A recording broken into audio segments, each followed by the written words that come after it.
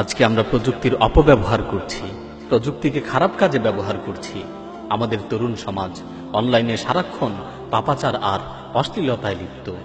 গান, মুভি ও পর্নোগ্রাফির মতো অশ্লীল ভিডিওগুলো নিয়ে ব্যস্ত থাকাই যেন তাদের কাজ।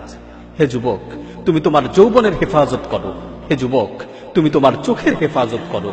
তুমি একাকী কম্পিউটারের সামনে বসে বসে পাপাচার করছো আর মনে মনে ভাবছো পৃথিবীর কেউ তো তোমাকে দেখছে না।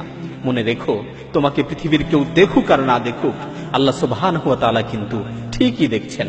পৃথিবীর কেউ তোমার পাপাচার সম্পর্কে জানুক আর না জানুক, আল্লাহ সুবহানাহু ওয়া তাআলা কিন্তু ঠিকই জানেন। তুমি কম্পিউটারের ব্রাউজিং হিস্টোরি থেকে তোমার পাপাচারকে যতবারই ডিলিট করো না কেন, মনে রেখো আল্লাহর কাছে তোমার পাপাচারের হিস্টোরি কিন্তু ঠিকই থেকে যাচ্ছে। কিরামান কাতিবিন তথা সম্মানিত লেখক ফেরেশতাগণ তোমার অপরাধগুলোকে লিখে রেখেছেন। কিয়ামতের দিন সকলের সামনে তোমার অপরাধগুলোকে প্রকাশ করে দেয়া হবে।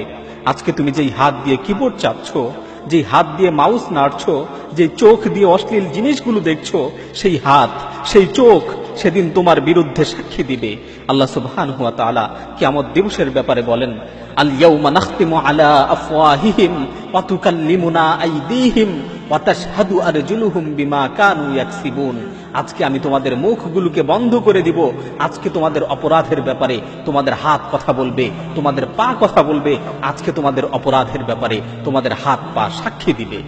সুতরাং হে যুবক, দুনিয়ার মানুষকে নয়, ওই মহান সত্তাকে ভয় করো, ওই মহান আল্লাহকে ভয় করো, যার কাছে কোনো বিষয় গোপন থাকে না, যিনি আলিমুম বিযাতিস সুদূর, যিনি তোমার অন্তরের বিষয় সম্পর্কে জ্ঞাত, যিনি আল্লামুল গায়ুব, যিনি গায়েবের খবর রাখেন। সেই মহান প্রতিপালককে ভয় করো, সেই মহান রবকে ভয় করে সকল অশ্লীলতা ও পাপাচার থেকে বিরত থাকো।